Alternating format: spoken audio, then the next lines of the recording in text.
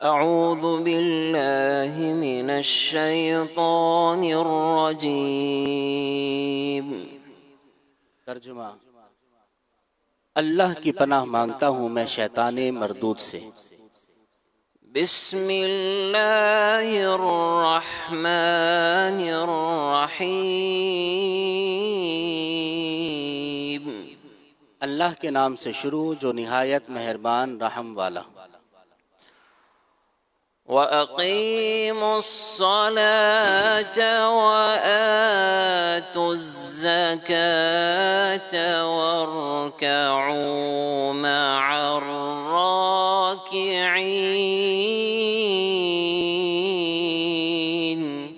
آسان ترجمہ قرآن کنز العرفان۔ اور نماز قائم رکھو اور زکوٰۃ ادا کرو اور رکوع کرنے والوں کے ساتھ رکوع کرو۔ تفسیر تعلیم القرآن۔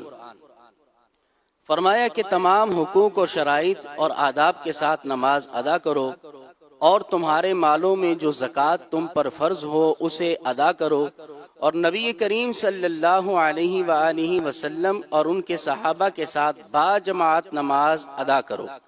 اہم بات، بنی اسرائیل کو یہ تینوں احکام اس طور پر ہیں کہ پہلے ایمان لائیں، پھر نماز قائم کریں، زکوٰۃ دیں اور باجماعت نماز ادا کریں۔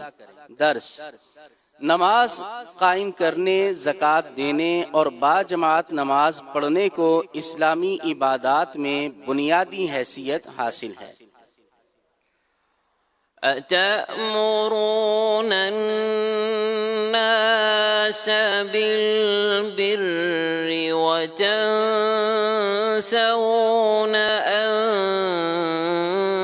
أَنفُسَكُمْ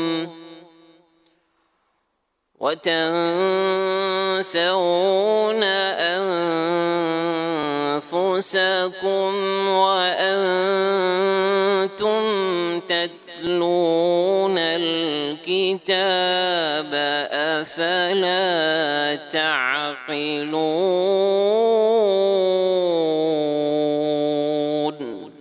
آسان ترجمہ قرآن کنز العرفان۔ کیا تم لوگوں کو بھلائی کا حکم دیتے ہو اور اپنے آپ کو بھولتے ہو؟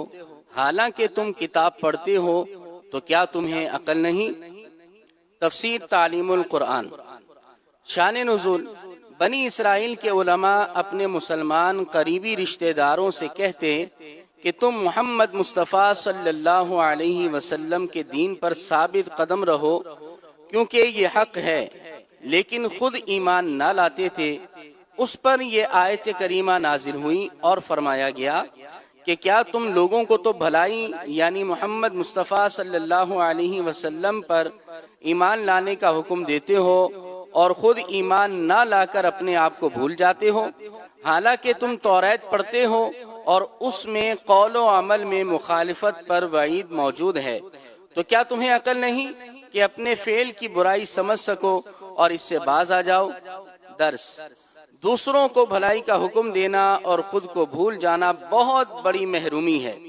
البتہ جہاں نیکی کی دعوت دینے کا موقع ہو وہاں اپنے بے عمل ہونے کے سبب رکا نہ جائے بلکہ نیکی کی دعوت دی جائے، کیونکہ نیکی کی دعوت دینے اور با عمل ہونے سے متعلق جدا جدا حکم ہے۔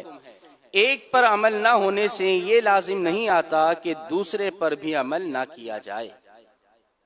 وَاسْتَعِينُوا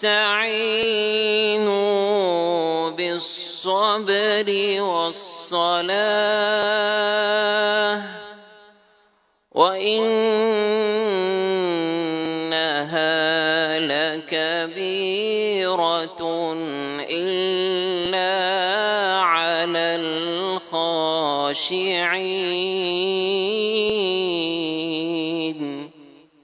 آسان ترجمہ قرآن کنز العرفان۔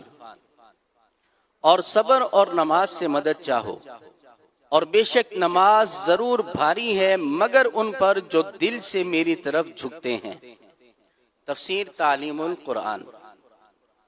فرمایا کہ اے بنی اسرائیل، اگر تمہیں منصب و مال کی محبت کے سبب ایمان لانا دشوار معلوم ہوتا ہے تو صبر سے مدد چاہو، اور اگر صبر کے ساتھ ساتھ نماز سے بھی مدد حاصل کرو گے تو سرداری اور منصب و مال کی محبت دل سے نکالنا تمہارے لیے آسان ہو جائے گا۔ اور بے شک پابندی کے ساتھ نماز کی ادائیگی ایک دشوار عمل ہے، لیکن یہ ان لوگوں پر دشوار نہیں جو دل سے اللہ تعالی کی طرف جھکتے ہیں اور اس کی بارگاہ میں عاجزی کا اظہار کرتے ہیں۔ اہم بات، صبر سے مدد چاہنا یہ ہے کہ نفس کو لذتوں اور خواہشات سے روکا جائے، اور نماز سے مدد چاہنا یہ ہے کہ صحیح نیت، حضور قلب، خشوع و خضوع اور تمام ارکان و شرائط اور آداب کے ساتھ نماز ادا کی جائے۔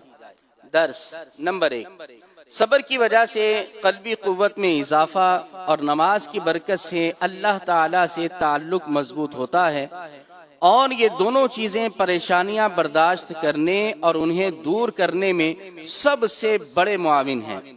نمبر 2، نماز کی پابندی اگرچہ ایک مشکل ذمہ داری ہے، لیکن جن دنوں میں اللہ تعالیٰ کا خوف اور آخرت پر یقین ہے ان پر یہ بھاری نہیں، بلکہ نماز ان کے لیے لذت و سرور اور روحانی و قلبی معراج کا سبب بنتی ہے۔